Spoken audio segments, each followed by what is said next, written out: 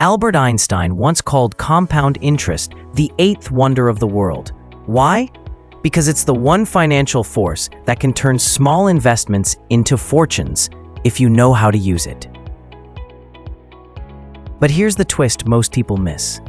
The speed of compounding doesn't just depend on how much you invest or your rate of return dividend.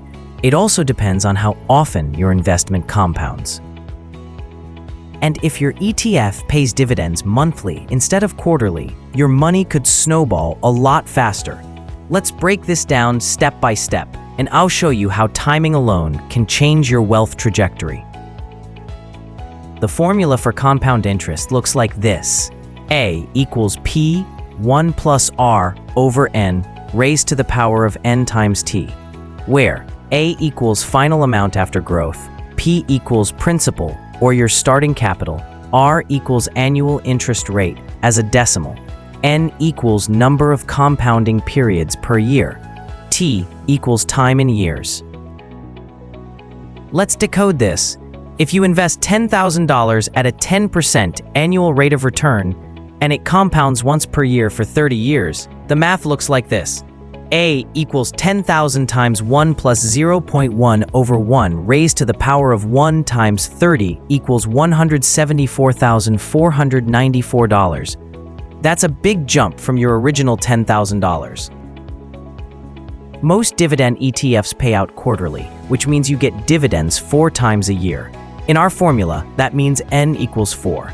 So using the same example, $10,000 at 10% for 30 years, A equals 10,000 times 1 plus 0.10 over 4 to the 4 times 30 equals 181,939.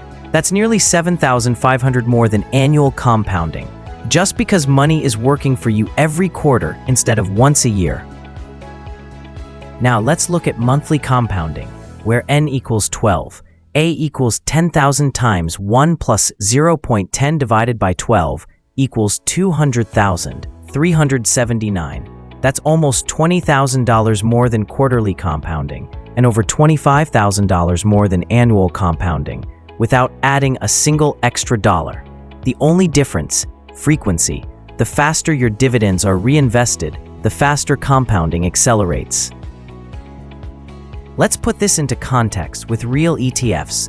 JPI, JP Morgan Equity Premium Income ETF, and JEPQ, JP Morgan Nasdaq Equity Premium Income ETF, both pay monthly dividends.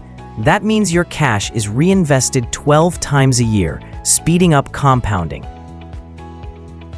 By comparison, many traditional ETFs like QQQ, which tracks the Nasdaq 100, pay quarterly dividends.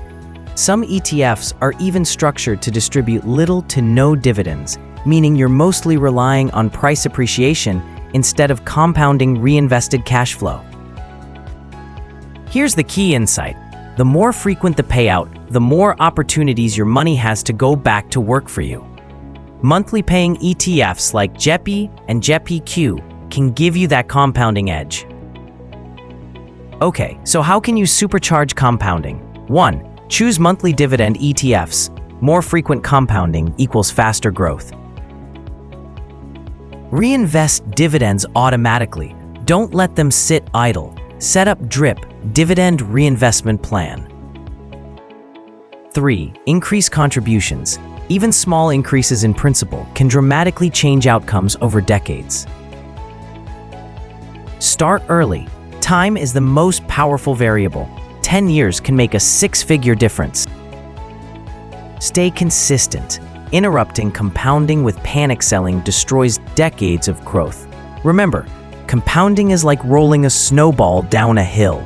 The sooner and more often it rolls, the bigger it gets. So here's the bottom line. Compounding isn't just about your annual return. It's about how often your money goes back to work.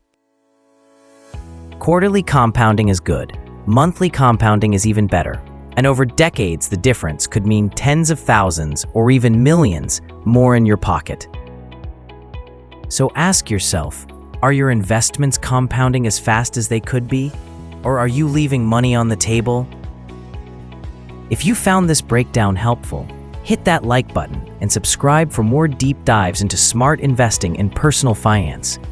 And let me know in the comments, do you prefer ETFs that pay monthly or quarterly dividends, and why? I'd love to hear your strategy.